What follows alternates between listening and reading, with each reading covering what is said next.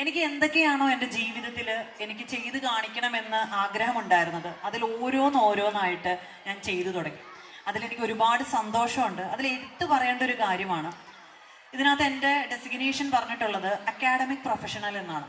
ചെറുപ്പത്തിൽ ഒരിക്കൽ പോലും എന്നോട് വലുതാവുമ്പോൾ ആരാവണമെന്ന് ചോദിച്ചാൽ ഞാൻ ഒരിക്കൽ പോലും ഒരു ടീച്ചർ ആവണം അല്ലെങ്കിൽ ഒരു അധ്യാപിക ആവണമെന്ന് ഞാൻ പറഞ്ഞിട്ടുണ്ടായില്ല. ഏകദേശം എൻ്റെ ഈ ഒരു കാലയളവിൽ 2012 മുതൽ ഞാൻ അധ്യാപനം ചെയ്തു വരികയാണ്. ഇപ്പോഴും അധ്യാപിക തന്നെയാണ്.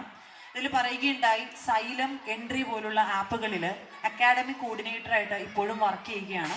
അതോടൊപ്പം തന്നെ എൻ്റേതായ സ്വന്തം ഒരു സ്ഥാപനം പടുത്തുയർത്തുന്നതിന് വേണ്ടി ഇലക്ട്രിക്സ് എന്ന് പറയുന്ന ഒരു ആപ്പ് ലോഞ്ച് ചെയ്തു. അതിലൂടെ ഓൺലൈനിലൂടെയും കുട്ടികൾക്ക് ഞാൻ ഈ അറിവ് പകർന്നു കൊടുക്കുകയാണ്.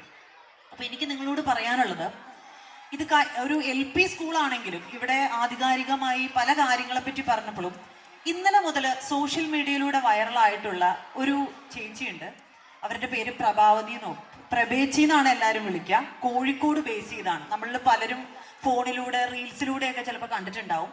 വേറെ ഒന്നുമല്ല, നടപ്പാതയിലൂടെ ഒരു സ്കൂട്ടറുകാരൻ വന്നപ്പോൾ ഏകദേശം 70 വയസ്സിനോളം പ്രായമുള്ള ആ ഒരു ലേഡി അയാളെ തടയുകയും അദ്ദേഹത്തെ പറഞ്ഞ് മനസ്സിലാക്കുകയും ഇത് നടക്കാനുള്ള വഴിയാണ്, വണ്ടി ഓടിക്കേണ്ട വഴി, അല്ലെങ്കിൽ അത് റോട്ടിലൂടെയാണ്, ഇരുചക്ര വാഹനമാണെങ്കിലും ഓടിക്കേണ്ടത് എന്നുള്ളൊരു മെസ്സേജ് പാസ് ചെയ്തു. അവരിപ്പോൾ ഭയങ്കര വൈറലാണ്. ഒരുപാട് ആളുകൾ, എനിക്ക് തോന്നുന്നു ഇന്റർവ്യൂസ് ഒക്കെ ഇപ്പോൾ ഓരോ ദിവസങ്ങളിലായിട്ട് നടന്നുകൊണ്ടിരിക്കുകയാണ് അവരുടെ. ഇതിന് നമ്മൾ ഉൾക്കൊള്ളേണ്ട ഒരു കാര്യമുണ്ട്. 70 വയസ്സിന് ഞാൻ എടുത്തു പറയാനുള്ള കാര്യം, പൗരബോധം എന്ന് പറയുന്ന ഒരു കാര്യമുണ്ട്.